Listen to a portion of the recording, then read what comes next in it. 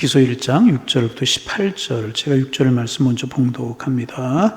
그 여인이 모압 지방에서 여호와께 자기 백성을 돌보시사 그들에게 양식을 주셨다함을 듣고 이에 두 며느리와 함께 일어나 모압 지방에서 돌아오려고 하여 있던 곳에서 나오고 두 며느리도 그와 함께하여 유다 땅으로 돌아오려고 길을 가다가 나오미가 두 며느리에게 이르되 너희는 각각 너희 어머니의 집으로 돌아가라. 너희가 죽은 자들과 나를 선대한 것 같이 여호와께서 너희를 선대하시기를 원하며 여호와께서 너희에게 허락하사 각기 남편의 집에서 위로를 받게 하시기를 원하노라 하고 그들에게 입맞춤에 그들이 소리를 높여 울며 나오미에게 이르되 아니니이다. 우리는 어머니와 함께 어머니의 백성에게로 돌아가겠나이다 하는지라. 나오미가 이르되 내 딸들아 돌아가라. 너희가 어찌 나와 함께 가려느냐. 내 태중에 너희의 남편 될 아들들이 아직 있느냐. 내 딸들아 되돌아가라. 나는 늙었으니 남편을 두지 못할지라. 가령 내가 소망이 있다고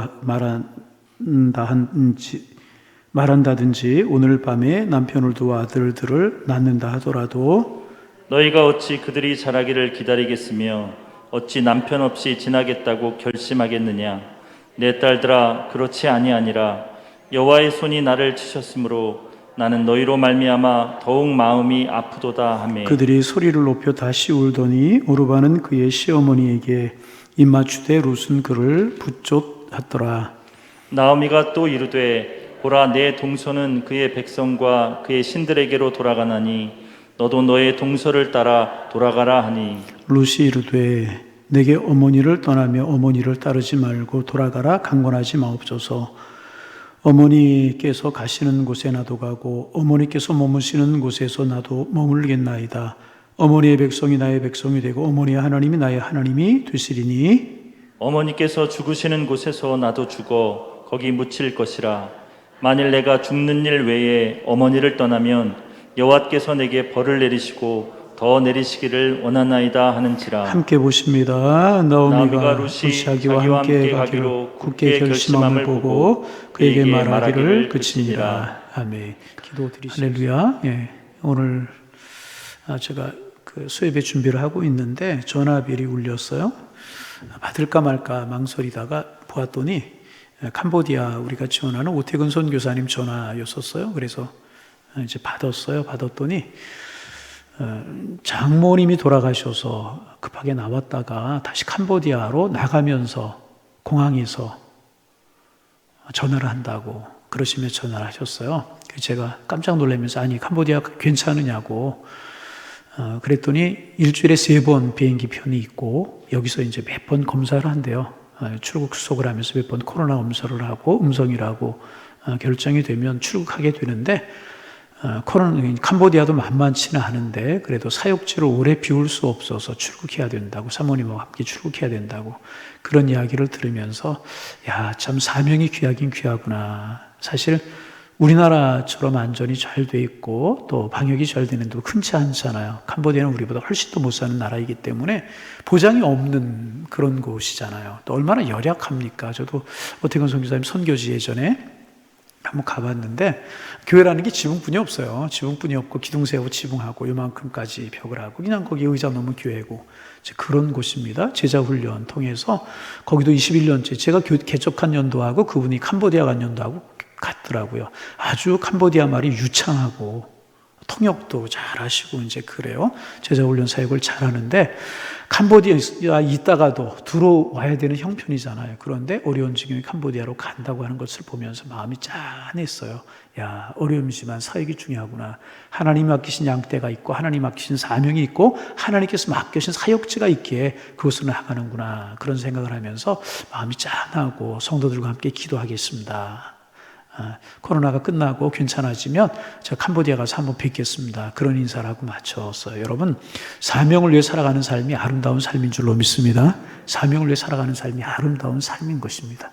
나에게 어떤 직분이 주어졌든지 그 직분 위해서 우리가 살아가고 내가 하나님 앞에 어떤 다짐이 있든지 그 다짐을 따라 살아가고 내가 오늘 믿음으로 신앙으로 하나님을 바라보고 믿음으로 살아간다는 것이 얼마나 소중한 것을 깨닫고 살아가는 인생처럼 보람 있고 감 있는 인생이 없는 거란 말이죠. 코로나가 있든지 사스가 있든지 메르스가 있든지 문제가 되지 않아요. 하나님 나에게 주신 사명이 있다. 그 믿음으로 살아가는 우리 교우들이 다 되실 수 있기를 주님의 이름으로 부탁을 드립니다. 지난 시간부터 우리가 룻기서를 나누고 이제 있습니다. 룻기서의 이야기는 사사가 다시던 때라고 하는 말로 1절이 시작되잖아요. 사사시대 때 있었던 또 하나의 이야기다. 이제 그런 말씀을 지난 주일날 나누었어요. 베들레헴에 엘리멜렉이라고 하는 사람이 있었는데 그가 살고 있었던 가나안 땅에 아마 큰 기근이 들었던 모양입니다. 이삭 때의 기근이 들고 아브라함 때의 기근이 들고 야곱 때 가나안 땅에 기근이 들었던 것처럼 그 땅에 또 기근이 들었던 모양이에요. 엘리야가 살고 아방이 통치하던 때에 그 땅에 기근이 3년 6개월 동안 들었던 것처럼 또 큰 기근이 찾아왔는 모양입니다. 그러자 엘리멜렉은 식솔들을 거느리고 모압 땅으로 옮겨갔습니다. 그리고 그 땅에 정착해 살았어요. 그리고 얼마 되지 않아서 엘리멜렉이 죽고 두 아들이 하나씩 질병에 걸려서 죽게 이제 됩니다. 여러분, 가정에서 기둥과 같은 가장이 세상을 떠나고 두 아들들이 하나씩 둘씩 세상을 떠나는 것 얼마나 큰 고난입니까? 인생을 살다가 이보다 더 큰 고난이 어디에 있겠습니까? 큰 고난이 찾아온 것입니다.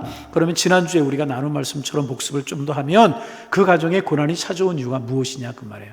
고난이 찾아온 이유가 무엇 때문인가?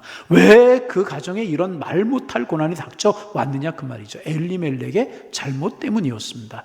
그럼 엘리멜렉의 잘못은 무엇이었습니까? 지난주 우리가 몇 가지로 살펴보아. 첫째, 엘리멜렉의 잘못은요, 약속의 땅을 떠나서 이방 땅으로 갔다는 데 있습니다. 여러분, 기억해야 될 것은요, 하나님의 사람들 아무리 어려워도요, 하나님의 명령과 하나님의 약속에 있는 약속의 땅을 떠나서는 안 되는 것입니다. 그런데 약속의 땅을 하나님과 상의하지 않고 떠났다는 것입니다. 여러분, 이거 오늘 우리에게 적용하면 보겠습니까? 하나님의 사람들은요, 하나님이 맡기신 사명의 자리를 결코 떠나서는 안 됩니다. 가끔 제가 말씀을 드리잖아요. 연말 되면 교육자들의 마음이 어렵고 제 마음이 어려워요. 이거 구역장 한다 안 한다, 맡은 사명 한다 안 한다, 그런 이야기들이 참 많이 들려옵니다. 아닙니다. 누가 주신 직분이에요? 엘리멜렉이 살고 있었던 땅만 약속의 땅이 아니라 그 사명도 교회가 준 것 같지만 교회가 준 것이 아니고 내가 스스로 가진 것도 아니고 하나님이 주신 것이란 말이죠. 사명의 자리를 떠나서는 안 되고요, 하나님의 약속의 자리를 떠나서는 안 된다는 것입니다. 사명을 버리고 직분을 버리고 편악한 길, 안락한 길을 따라가려고 하면 안 된다는 거죠. 지난 수요일날 제가 말씀을 드렸는지 모르겠어요. 제가 종종 인용하는 말이 있죠. 호랑이는 굶어 죽어도 풀을 먹지 않는다. 그런 이야기 있잖아요. 호랑이는 아무리 배가 고파도요, 풀을 뜯어 먹지 않는데요. 하나님의 사람들은 서야 될 자리, 하지 말아야 될 자리가 있는 거고요. 걸어가야 될 자리, 걸어가야 될 자리가 아닌 것이 있는 것이고요. 아무리 어려워도 내가 지켜야 될 예배 자리가 있는 것이고, 내가 아무리 어려워도 하나님보다 앞세워서는 안 될 것이 있는 것이라는 것입니다. 사역자가, 직분자가 편하자고, 안락하자고, 조금 더 낫자고, 사명의 자리, 직분 이런 것 떠나서 안락한 길을 따라가면 이것은 엘리멜렉이 하나님의 약속의 땅을 떠나서 모압 땅으로 가버린 것과 같다는 것입니다. 하나님이 약속하신 약속의 땅을 떠났다는 데서부터 문제가 시작이 된 것입니다. 또 두 번째 엘리멜렉의 잘못은, 그래서 설사 기근을 피해서 잠시 모압 땅으로 피했다고 할지라도 그곳에서 뿌리를 내려서는 안 되었던 것입니다. 그런데 엘리멜렉은 그곳에서 며느리를 얻었어요. 며느리를 얻었다는 이야기는 무엇입니까? 그 땅에 살겠다는 거예요. 여러분, 이스라엘 사람들, 유다 사람들은요, 이방 사람들, 이방 여인들 부정하다고 해서요, 이방 여인들과 결혼하지 않아요. 그런데 두 아들들을 그 땅에서 결혼을 시킨 것을 보면 그 땅에서 머물러 살겠다는 의도가 있었다는 것입니다. 아닙니다. 잠시 피했더라도, 내가 어쩔 수 없는 사정이 있어서 잠시 그 일 피하고 그 사명의 자리 놓치고 그곳을 떠났다고 할지라도, 여러분, 그곳에 오래 머물러서는 안 되고요, 속히 약속의 땅으로 돌아오고요, 사명의 자리로 돌아오고요, 직분의 자리로 돌아오고요, 하나님과 약속의 자리로 돌아와야 되는 것이 하나님의 사람의 삶이라는 것입니다. 엘리멜렉의 실수는 하나님의 약속의 땅을 떠난 것이고 그 땅에 머문 것이라는 것입니다. 그래서 여러분, 결과가 어떻게 되었습니까?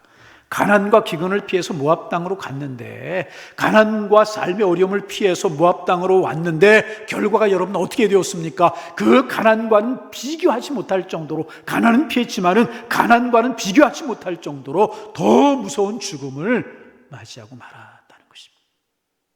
가난과는, 그 기근과는 비교하지 못할 정도의 큰 고난인 기둥과 같은 가장이 죽고 두 아들이 죽는 고난을 만나고 말았다는 것입니다. 큰 어려움이 그 가정에 임하고 말았다는 것입니다. 여러분, 주님의 이름으로 부탁을 드립니다. 여러분 사명, 하나님 주신 사명 소중하게 여기실 수 있기를 바랍니다. 서두에 오태근 목사님 말씀을 드렸지만 이렇게 위험한 지경에 캄보디아에 있고 동남아 이런 곳에 있는 선교사님들이 다 들어와요. 위험하기 때문에. 그런데 이분은 역으로 나가신다는. 무엇 때문에 그래요? 거기 하나님께서 맡겨신 내 사명의 자리가 있고 사역지가 있고 맡겨신 양들이 있고 돌봐야 될 제자들이 있기에 떠나는. 여러분, 하나님이 왜 전화를 끊기 전까지는 그런 생각 못했는데 말씀을 준비하면 야, 귀하다, 귀하다, 우리 교회 선교사님 잘 지원하는구나, 귀하다, 그런 생각. 왜 조심스럽지 않겠어요? 그런데 나가요. 여러분, 사명의 자리 떠나지 마시기를 바랍니다. 직분 소홀하게 여기시지 마시기 바랍니다. 예배하는 것, 기도하는 것 소홀하게 여기면 안 된다. 나오미는 그런 일이 벌어지고 나서 그 땅에 머문 것이 잘못되었다는 사실을 깨달았어요. 그리고 이제 그 어려움을 극복하려고 나오미가 노력을 하는데 6절부터 10절까지 나오미가 이 어려움을 극복하는 방식이 나오는데, 지난주에 우리가 나눈 말씀이, 먼저 나오미는 남편과 두 자식이 죽자 잘못을 깨닫고 회개합니다. 회개했다는 사실이 중요합니다. 여러분, 지난주에 말씀드렸던 것처럼 보통 사람들은 상황이 잘못되었을 때 어떻게 하냐 하면 불평합니다. 다른 사람에 대해서 불평을 하든지 내 자신에 대해서 불평을 하든지 불평하고 원망을 합니다. 나오미 그렇잖아요. 하나님, 기근 피해서 좀 살자고 온 것이 그렇게 잘못됐습니까? 왜 내 남편이 죽어야 되고 장때 같은 두 아들들이 죽어야 됩니까? 하나님을 향해서 원망할 수 있었고, 죽은 남편을 원망할 수도 있었잖아요. 남편이 여기 우리 식솔들을 거느리고 오지 않았다면 이런 일이 없었을 텐데, 그럴 수 있었지 않았겠습니까? 환경을 원망할 수도 있고 그럴 수도 있었다는 것입니다. 그렇지 않으면 자기 자신에 대해서 불평을 할 수도 있었다는 것입니다. 그러나 나오미는요, 불평을 하고 원망을 하지 않고 이것이 나의 잘못임을 고백했어요. 우리 세의 잘못이라고, 남편의 잘못이라고 이야기하지 않고 나의 잘못이라고 고백합니다. 여호와께서 나를 치셨다고 이야기합니다. 나오미는 하나님 앞에 회개부터 했다는 것입니다. 여러분, 그렇습니다. 어려움이 올 때 우리가 제일 먼저 해야 되는 것은 뭐냐 하면, 하나님, 나의 잘못은 무엇입니까? 지난주 금요기도회 시간에 아합시대 때 3년 6개월 동안 비가 오지 않았던 문제를 나누면서 은혜를 나누었어요. 그러면서 제가 그런 이야기를 했어요. 코로나19로 인해서 많은 어려움이 있는데 이거 하나님의 심판인지 아닌지, 하나님의 징계인지 아닌지 우리 이거 따지지 말고, 우리 생각하지 말자고. 그것보다 더 중요한 것은 무엇인가 하면, 내가 하나님 앞에 믿음으로 서 있는지, 내가 신앙으로 서 있는지, 하나님 앞에 기도의 자리 떠나지 않고 예배의 자리 떠나지 않고 내가 사명의 자리를 떠나지 않고, 혹시나 내가 교만하지 않고 내가 하나님 앞에 겸손을 잃어버리고 교만하지 않았는지, 불신으로 살아가고 있지는 않는지, 우리의 신앙의 자세를 먼저 돌이켜보자, 그런 말씀을 드렸어요. 나오미는요, 회개부터 하나님 앞에 했다. 하나님 앞에 돌이키는 문제가 무엇보다 중요하다. 여기에서부터 문제의 출발이 시작이 되게 되는 것입니다. 그리고 나오미는요, 자신의 체면이나 자존심에 얽매이지 않았다는 것입니다. 그렇게 해서 여러분, 돌아간다고 생각을 해보세요. 베들레헴 고향 땅에서 그의 가족을 아는 사람들이 얼마나 비웃었겠어요. 살자고 가더니 남편 잃어버리고 자식들 다 죽고 과부들만 오네. 그 꼴이 뭐냐? 신란할 사람들이 많이 있다는 것을 나오미는 알았다는 것입니다. 그럼에도 불구하고 나오미는 돌아가려고 했다는 것입니다. 나의 자존심보다, 나의 체면보다 중요한 것은 하나님의 약속하신 땅이고 사명 있는 자리고 하나님께서 나에게 있으라고 한 그곳이 중요하기 때문에 돌아가게 했다는 것입니다. 이 땅에 소망이 없고 이 땅은 하나님이 원하시지 않는 땅이라고 하는 사실을 깨닫고 돌아가려고 했다는 것입니다. 돌아가는 일이 결코 만만치 않았습니다. 그러나 나오미는 체면이나 자존심 다 버리고 돌아가려고 했다는 것입니다. 여러분, 우리는 내가 잘못한 것 알면서도요, 내가 실수한 것 알면서도요, 자존심 때문에 잘못했다고 말하지 못하는 경우가 참 많아요. 특별히 이제 잘못했다고, 미안하다고 말 못하는 사람 중에 이 목사, 신앙생활 오래 하면 직분을 가지면 가질수록 잘못했다고 말하지, 내가 실수했다고 말하지 못하는 경우가 참 많아요. 이것이 틀린 줄 알면서도 이것을 바로 잡으면 사람들이 나를 비난하고 나를 우습게 볼 것 같아서 내 자존심이, 내 리더십에 상처가 날 것 같아서 그렇지 못하는 경우가 종종 있습니다. 아닙니다. 그것이 신앙의 자세가 아니라는 것입니다. 그러나 나오미는 자존심을 앞세우지 않았어요. 체면에 얽매이지 않았다는 것입니다.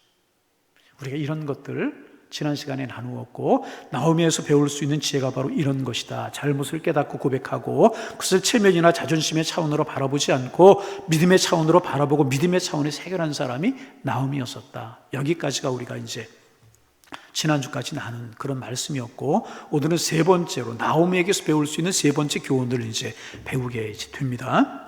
세 번째 교훈은 뭐냐 하면, 나오미는 며느리들에게 기회를 주었다는 거예요. 다시, 나오미는 며느리들에게 뭐를 줬어요? 기회를 주었다는 것입니다.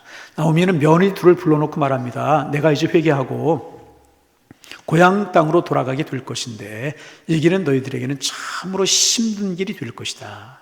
그러니 너희들은 친정으로 돌아가고 이 모압 땅에 남거라. 그런 이야기를 합니다. 그리고 굉장히 합리적으로 며느리들이 알아들을 수 있도록 조근조근 차근차근 나오미는 며느리들에게 이야기합니다. 우리 한번 보실까요? 11절부터 13절 말씀. 오늘 제가 이제 영상 부탁을 못 드렸어요. 여러분 성경을 보시고 11절부터 13절, 제가 11절, 여러분이 12절, 13절 같이 봅니다. 나오미가 이르되 내 딸들아 돌아가라. 너희가 어찌하여 나와 함께 가려느냐. 내 태중에 너희의 남편 될 아들들이 아직 있느냐.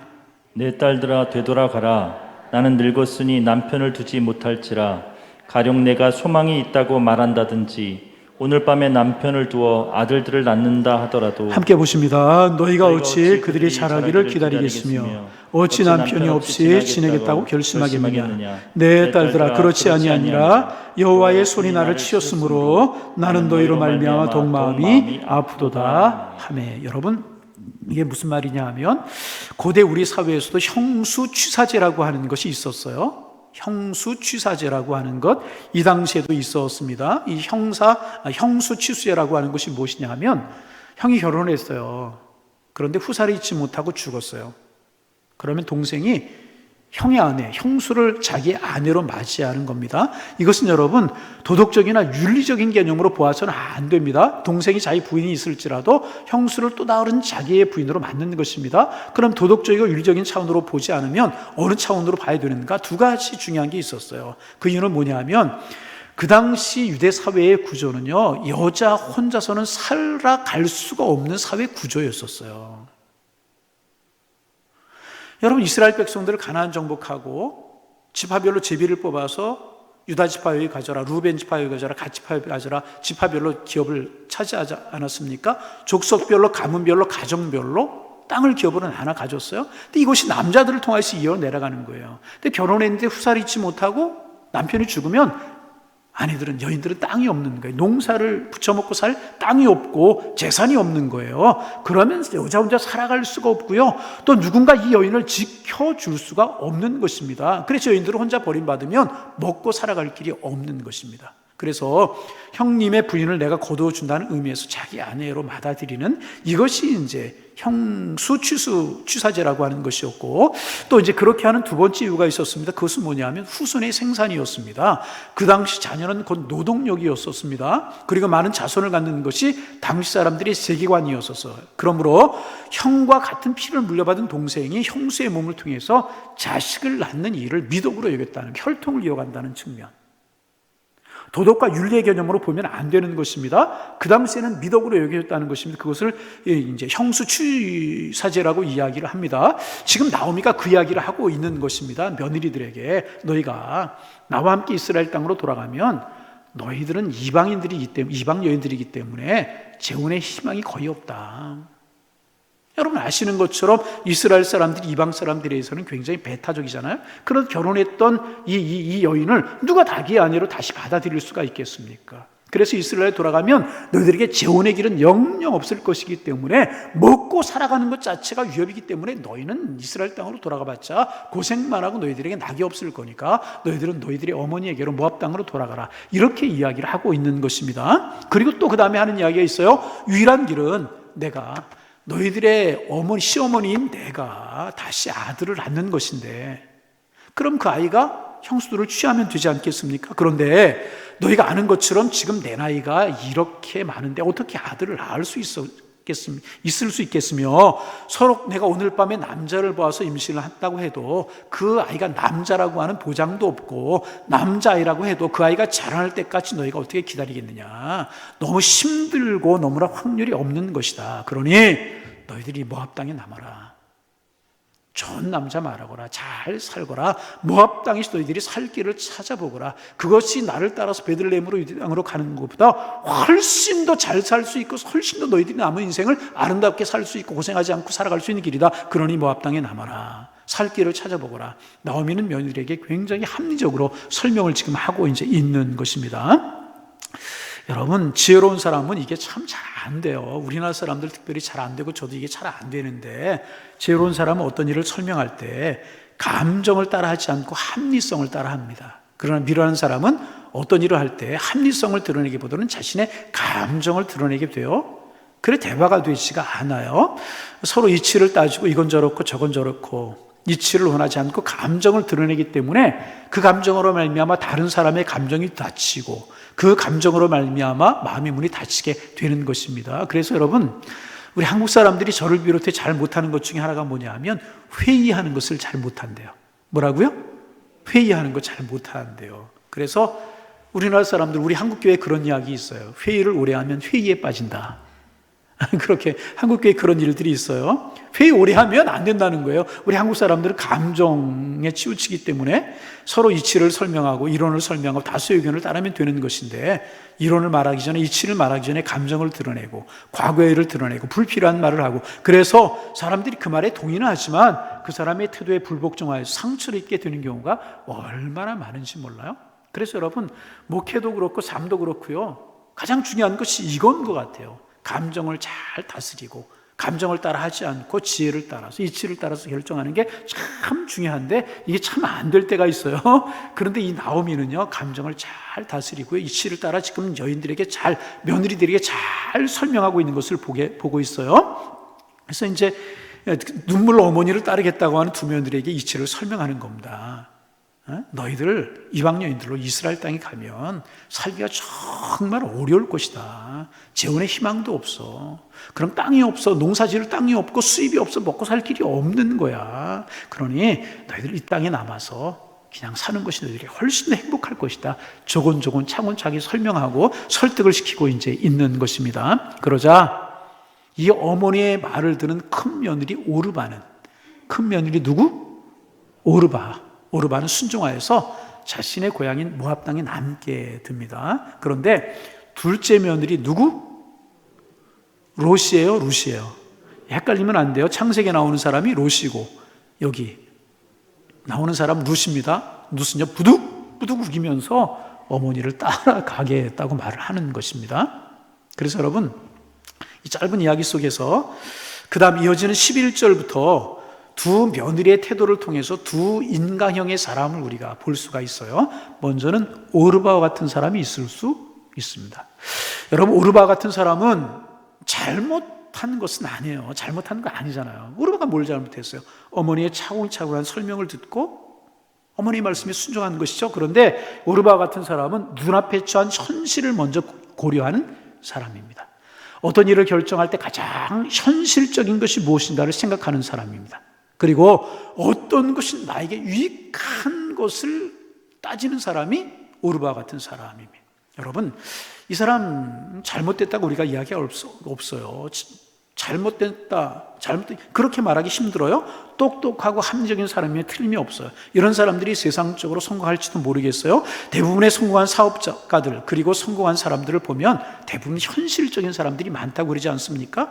자신의 이익을 침범당하지 않는 범위 내에서 깔끔하게 처신하는 사람, 오르바 같은 사람이라고 이야기를 할 수가 이제 있습니다. 그런데 여러분, 반대로 그런 면에서 보면 룻은 참 미련해 보이잖아요. 그렇잖아요? 어머니가 차곡차곡 설명하고요, 어머니의 말이 하나도 틀린 게 없어요. 유대 땅 가봤자 고생할 게 뻔하거든요. 왜? 땅이 좋지 않으니까. 나오미 어머니가 돌아가봤자 땅이 없잖아요. 뭐 부쳐 먹고 살아요? 무슨 농사를 해 먹고 살 길이 막막한 거예요. 재혼할 수 있는 길도 없고. 어머니가 차곡차곡 설명했잖아요. 또 동생이 있으면 형수를 취해서 아내로 삼아서 기업을 이어갈 수 없지만 그럴 수 없는 형편이잖아요. 어머니가 차곡차곡 잘 설명을 했어요. 그런데도 부득부득 우겨서 어머니를 따라가겠다고 말하는 겁니다. 미련해 보여요? 모든 불이익을 다 감수하겠다는 것입니다. 그런데 가만히 생각해 보세요. 어머니의 하나님이 나의 하나님이다. 나는 어머니를 따라가겠다. 자신보다는 어머니 중심적으로 생각하는 마음이 있었다는 거죠. 현실보다는 막연한 미래의 가능성을 바라보면서 결정하는 사람이 룻과 같은 사람이다. 그렇게 말할 수 있는 것입니다. 오르바, 룻, 가만히 생각해 보세요. 어느 사람이 현명해요? 그런데 성경은 누구를 택하고 있는가? 성경은 오르바의 길을 택하지 않고 룻의 길을 말하고 있다는 거예요. 이게 중요한 것이라. 무엇을 보면 알 수 있는가? 오르바라고 하는 사람, 오늘 성경 이후에 다시 성경에 등장하지 않아요.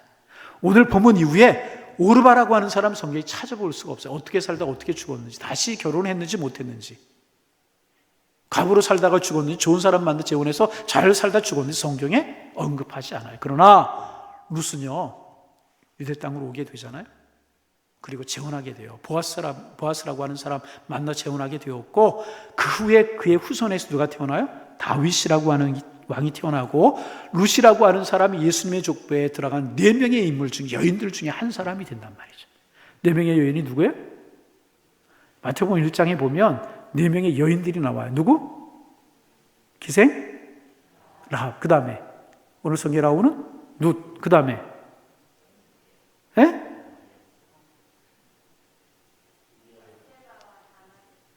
우리 안에 바사바. 그 다음에 창세기로 돌아가서 시아버지 뭐죠, 그죠? 그럼 누구?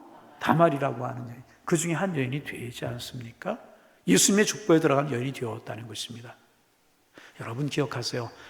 믿음으로 선택하는 것은 하나님이 책임져 주신다. 여러분, 믿음의 선택은 하나님이 책임져 주세요. 믿음의 선택은 하나님이 책임져 주시기 때문에 믿음의 선택은 승리라는 거예요. 오늘 룻이 왜 이렇게 미련한 것처럼 보이고 비현실적인 것처럼 보이고 자신에게 손해되는 것처럼 보이는 일을 결정했을까?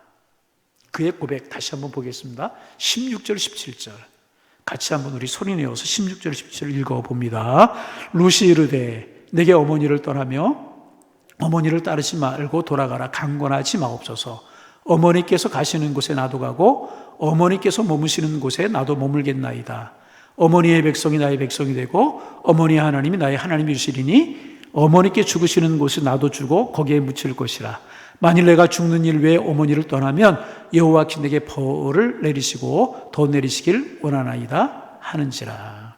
여러분, 지금 룻이 하는 말을 보면 의리 있는 여인처럼 보여요.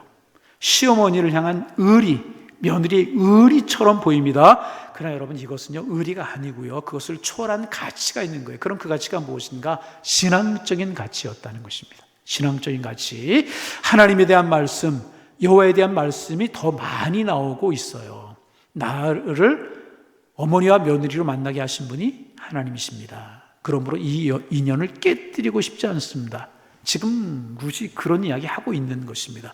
어머니의 백성이 나의 백성이 되고 어머니의 하나님이 나의 하나님이 되실 것이다. 그리고 내가 죽는 것 외에 내가 하나님을 떠나면 하나님께 내게 벌을 주셔서 내가 말하지 않겠나이다. 그런 결단했다는 것입니다. 그리고 그의 이러한 결단에는 하나님이 그 중심에, 믿음과 신앙이 그 중심에 있었다는 것입니다. 신앙적인 결단으로 룻은 이 일을 결심한 것입니다. 내가 이곳에 남아서 친정으로 돌아가면 나 하나는 좋겠지만 늙으신 어머니는 어떻게 할까? 내가 어머니로 인하여 믿음을 얻게 되었으니 그 믿음 안에서 어머니와 더불어 믿음으로 같이 살기를 원합니다. 내가 모압 땅에 있으면 모압 신을 섬겨야 되지만 어머니와 함께 가면 어머니의 신을 섬길 수 있으니 그 여호와를 내가 영원히 섬기겠습니다. 룻은 지금 믿음에 근거한 효의 모습을 보여주고 있다는 것입니다. 여러분, 하나님께서요 이런 룻을 축복하셨다는 것입니다. 그러니까 무엇입니까? 하나님은 이런 사람과 함께 하신다는 거예요. 오르바의 길이 성공하는 것처럼 보이고 오르바의 길이 유익한 것처럼 보였지만 이런 길은 망하고 마는 거예요. 오르바가 선택한 길은요, 그의 시아버지 엘리멜렉이 걸었던 길과 비슷한 길이라고 말할 수 있어요. 현실을 따라 눈앞에 있는 배고픔을 면하기 위해서 떠나는 것과 같은 것이라는 것입니다. 우리의 신앙생활 하다 보면 어떤 사람, 하나님이 내게 고통을 주셨다고, 하나님 내 기도를 듣지 아니하신다고 하나님을 떠나는 사람이 있어요. 교회가 뭐 이것도 마음에 안 들고 저것도 마음에 안 들고 내 교회 떠나겠다 이러는 사람들이 있어요? 여러분 교회 생활, 신앙 생활이 그렇게 가치가 없는 것입니까? 잘 한번 생각해 보시기를 바랍니다. 본질적이지 않은 것들은 이기고 그 안에서 믿음을 찾고 신앙을 찾고 나를 연단할 수 있는 기회를 삼아야지, 뭐 내가 이거 안 맞고 저거 안 맞으면 여러분 그건 신앙 아니라는 사실을 여러분 기억하실 수 있어야 돼요. 어떤 사실 사람들, 하나님이 나를 책망하셨다 그 말씀에 귀를 막아버리는 사람들이 있어요. 내 마음에 들지 않는다고 하나님의 말씀 안 들으려고 마음을 닫아버리고 귀를 닫아버리는 사람이 있어요. 오르바 같은 사람이라는. 여러분, 룻은 복을 주시는 분도 하나님이시고요, 고통을 주시는 분도 하나님이시다. 하나님이 내게 복을 주시던 하나님에게 고통을 주시던 내가 감사함으로 이것을 받고 무슨 일이 있어도 하나님을 떠나지 않겠습니다 라고 지금 고백하고 있는 것입니다. 여러분, 우리는 이 롯의 모습에서요 아름다운 사랑의 속성을 보게 되는 것입니다. 여러분, 사랑은 무엇입니까? 사랑은 변하지 않는 것입니다. 사랑은 어떤 것입니까? 사랑은 조건을 뛰어넘는 것이라. 사랑은 어떤 것입니까? 고통도 같이 나눌 뿐만 아니라 기쁨도 행복도 같이 나누는 게 사랑이라. 사랑은 어떤 것입니까? 동행하는 것입니다. 사랑한다고 이야기하면서 동행하지 않는 것은 사랑이 아니라는 것입니다. 우리는 룻을 통해서 하나님을 사랑하는 모습을 보게 되는 것이고요, 룻을 통해서 시어머니를 사랑하는 것을 보게 되는 것입니다. 여러분, 우리가 이제 우리 인생길을 앞으로도 우리가 살아가게 될 텐데, 엘리멜렉이 당했던 것 같은 고난을 당할 때가 있어요. 기근이 들고 흉년이 들고 식도들 먹여 살리기 어려운 이런 일을 우리가 당할 때가 있어요. 그런가 하면 룻이 선택해야 할 것은 선택을 우리가 끊임없이 해야 될 때를 우리가 만나게 될 때가 있다는 것입니다. 그때 어느 길을 따르겠습니까? 엘리멜렉이나 룻의 길을 따르지 오르바의 길을 따르지 말고 룻의 길을 따를 수 있는, 신실하게 룻의 길을 따를 수 있는, 하나님 붙들고 하나님 의지하고 룻의 길을 따를 수 있는 하나님의 사람들 되실 수 있기를 주님의 이름으로 축복합니다. 오르바의 길은, 엘리멜렉의 길은 단순히 배고픔 면할 수 있는 것처럼 보였습니다. 당장 유익이 되는 것처럼 보였습니다. 하지만 궁극적으로 그 길은요 영원한 길이 아니었다는 것입니다. 그러나 룻의 길은 어리석은 길처럼 보였어요. 갑갑한 것처럼 보여요. 손해나는 것처럼 보여요. 하지만 그 길은요 궁극적으로 승리하는 길이었고 은혜가 임하는 길이었다는 것이, 룻의 길을 따라갈 수 있는 여러분 되시기를 주님의 이름으로 축원합니다. 아까 조금 이야기하려다 말았던 창세기에 나온 롯 이야기 한번 해볼까요? 아브라함과 롯 이야기 나오죠. 아브라함도 이제 가나안 땅에 정착해서 목축을 하면서 양과 소 이런 것들이 이제 늘어갔고, 롯도 목축을 하는 사람인데 양과 소들이 늘어갔던 것 같아요. 너무나 하나님이 번성하게 하셔서 너무나 많이 늘어나서 초지가 부족하고 물이 부족했던 것 같아요. 함께 있을 수 있는 곳이 없었던 것입니다.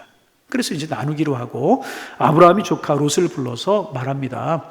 우리가 함께 거하는 것이 종들이 서로 다투고 초지는 부족하고 물은 부족하고 서로 다투는 거 좋지가 않으니까 우리가 좀 떨어져서 지내보면 어떻겠느냐. 그러니 내가 먼저 선택하거라. 내가 좌하면 나는 우하고 내가 우하면 나는 좌하리라.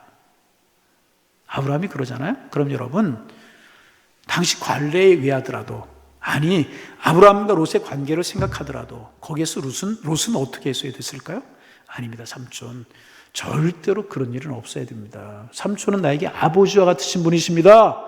가나안 땅에 삼촌 따라왔고 애굽으로 내려갔다가 내가 다시 가나안 땅으로 올라갔고 내가 이 땅에서 이만큼 살아가게 될 수 있었던 것 다 삼촌 덕분인데 내가 어떻게 삼촌 떠나 살 수 있겠습니까? 무슨 일이 있어도 내가 종들을 잘 단둘이 시키겠습니다. 그러니 헤어지자고 말하지 마십시오. 룻이 이래야 되지 않았겠습니까? 100번 양보해서 그러지 않았다면 룻이 사양했어야지. 아닙니다, 삼촌. 그럴 수는 없습니다. 정 삼촌의 뜻이 그러시다면 삼촌이 먼저 택하십시오. 삼촌 먼저 다 택하시고 나면 내가 그 다음에 결정하겠습니다. 이랬어야 마땅한 것이 아니냐는 거죠. 하지만 롯은요 기다렸다는 듯이 제일 좋은 땅을 선택해가지고 나갑니다. 비옥한 소알이라고 하는 땅을 선택해서 나가요. 그런데 여러분, 그래서 그가 얻은 결과가 무엇이었습니까? 13장에 그의 선택이 나오잖아요. 13장에 소알 땅을 가지고 소돔과 고모라 땅을 가지고 나가는 것 볼 수 있잖아요. 그 땅이 얼마나 아름다웠는지 하나님의 동산 같았다고 그랬어요. 하나님의 동산이라고 하는 게 뭐예요? 에덴 동산 같았다. 에덴 동산은 부족한 것이 없는 땅이잖아요. 그랬다고 성경이 기록하고 있어요. 그런데 여러분 13장에 그러한 이야기 선택하는 이야기 나오거든요. 그 다음 14장으로 넘어가면 여러분 어떤 이야기가 나오는지 아세요? 소돔과 고모라가 멸망하는 이야기 아니에요. 그 전에 또 하나 이야기가 있어요. 그 땅에 큰 전쟁이 일어나요. 큰 전쟁이 일어나가지고 좋은 땅이었기 때문에 그 땅을 탐내는 사람들이 많이 있었던 것입니다. 큰 전쟁이 일어나가지고요, 롯이 포로로 잡혀서 끌려가잖아요. 이런 일을 당해버리고 말아요. 그런데 아브라함은요, 인간적으로 생각하면 롯이 얼마나 미웠겠어요. 아, 저럴 수 있나? 그런데 그 롯이 어려움을 당한다는 이야기를 듣고요, 가신들, 가정에 있는 군사들을 거느리고 나가서요, 롯을 구출해 오잖아요. 그런 일이 벌어지잖아요. 어려움을, 그리고 그 땅 사람들 모여들어서 살기 좋고 풍요한 땅이니까 모여들어서 음란한 문화를 이루고 소돔과 고모라가 되어버리고 말고요, 결국 다 망해버리고 말잖아요. 그가 그 땅에서 얻었던 모든 재물들 다 잃어버리고 간신히 자신과 둘 딸들, 아내는 소금 기둥이 되어버리고 말고 그 부를 잃었던 거 다 자기 것이 되지 못하고 다 불타버리고 두 딸들 간신히 빠져나와서 목숨을 부지하게 되어버리고 말지 않습니까?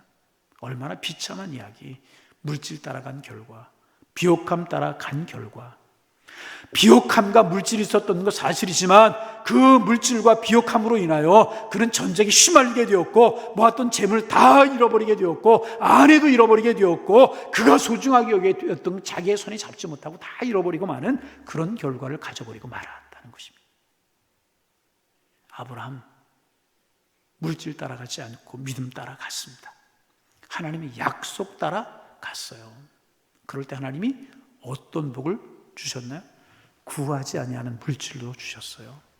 그가 구하지 않았던 축복도 주셔서 아브라함 믿음의 조상이 되고 축복을 누리며 살아갈 수 있도록 하셨다는 거죠. 다른 사람도 살리고 다른 사람도 먹이는 복의 근원으로 살아갈 수 있었다고 하는 것입니다.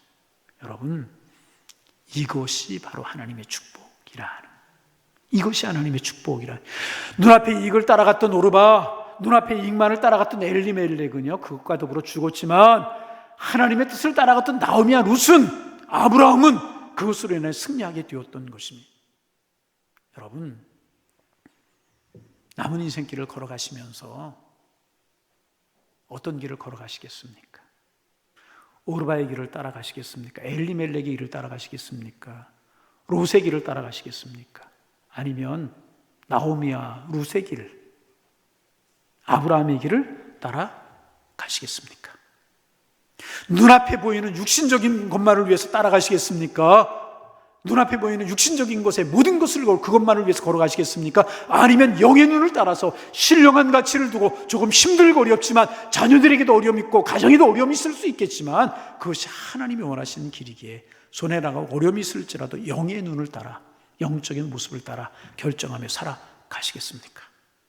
사랑하는 우리 항일의 가족 여러분, 바라기는 여러분 모두가, 저를 포함한 여러분 모두가 룻의 길을 따라감으로, 아브라함의 길을 따라감으로 하나님 주시는 축복을 누리며 승리하는 인생을 살아가시는 여러분 모두가 되셔서 하나님 앞에 칭찬받으시고 하나님 책임져 주시는 아름다운 인생, 룻의 후예에서요 다윗에 나오고 메시아가 나온 이런 축복을 얻었던 것처럼 여러분의 후손의 축복, 자녀의 축복도 마음껏 누리며 살아가는 이 하나님의 은혜가 넘쳐나시는 그런 삶이 여러분들의 삶이 되실 수 있기를 주님의 이름으로 축복합니다. 축복합니다. 네, 기도하겠습니다.